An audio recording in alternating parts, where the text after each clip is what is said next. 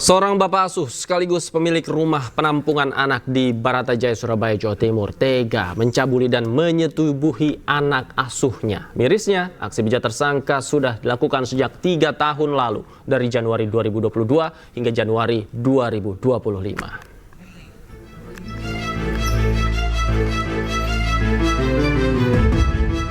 Subdit 4 Renakta di Treskrimum Polda Jawa Timur berhasil mengungkap kasus tindak pidana kekerasan seksual terhadap anak.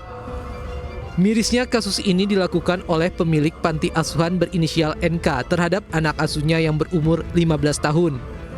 Selama 3 tahun tersangka melakukan aksinya di ruang kosong di dalam panti asuhan. Perbuatan bejat tersangka sempat terjadi setiap hari dalam 1 minggu.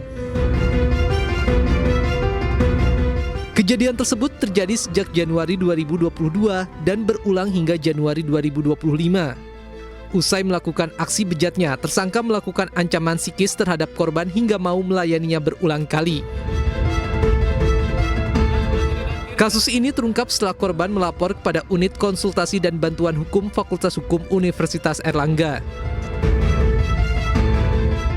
Ini berulang dilakukan sejak tahun 2022 Januari sampai dengan kemarin 20 Januari 2025. Ini eskalasinya ada dalam 1 bulan dia melakukan 2 kali atau 3 kali. Tapi pernah dari korban yang sekarang ini laporan di sini dalam 1 bulan itu dalam 1 minggu itu melakukan setiap harinya. Yang benar gimana? Saya nggak melakukan sama sekali. Loh, terus kok laporan Pak korbannya? Sementara tersangka menolak tuduhan pencabulan dan persetubuhan yang ditujukan kepadanya. Atas perbuatannya, tersangka terancam hukuman maksimal 15 tahun penjara dan denda 15 miliar rupiah. Selain itu, karena tersangka merupakan tenaga pendidik sekaligus orang tua asuh korban, hukumannya akan ditambah.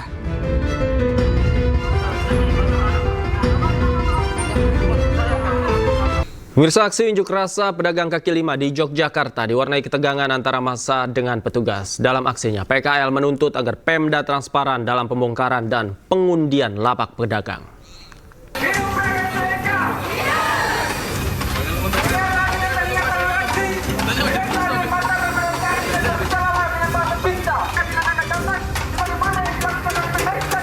Massa yang tergabung dari pedagang kaki lima menggelar aksi dengan berjalan kaki ke gedung DPRD Daerah Istimewa Yogyakarta. Dalam aksi ini sempat diwarnai ketegangan antara massa dengan petugas. Petugas meminta para pedagang untuk memberikan jalan kendaraan melintas.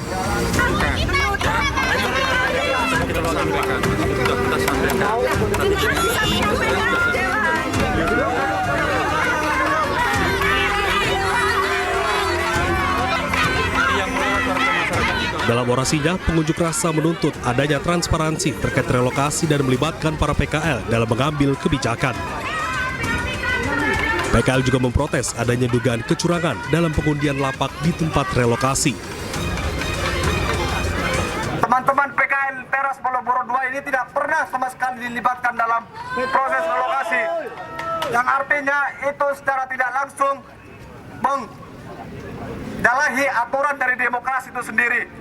Sayangnya, praktek yang dilakukan dalam pengambilan kebijakan oleh provinsi ini tidak memenuhi prinsip-prinsip demokrasi yang dipartisipasi, kawan-kawan. Untuk itu, kami juga menuntut adanya jaminan hidup di mana teman-teman PKL Teras Malioboro 2 yang hari ini dilokasi ke Tandan dan Baskelan sangat kesusahan dalam mengakses modal untuk mendisplay kembali dagangannya. Itu membutuhkan modal lagi, betul tidak, kawan-kawan? Mereka juga menuntut dana jaminan hidup karena tidak adanya penghasilan di lokasi berjualan yang baru. Sementara itu, para pedagang juga mengancam akan kembali menggelar aksi dengan melibatkan massa yang lebih banyak apabila tuntutan mereka tidak dipenuhi. Dari Yogyakarta, Gunanto Farhan, iNews melaporkan.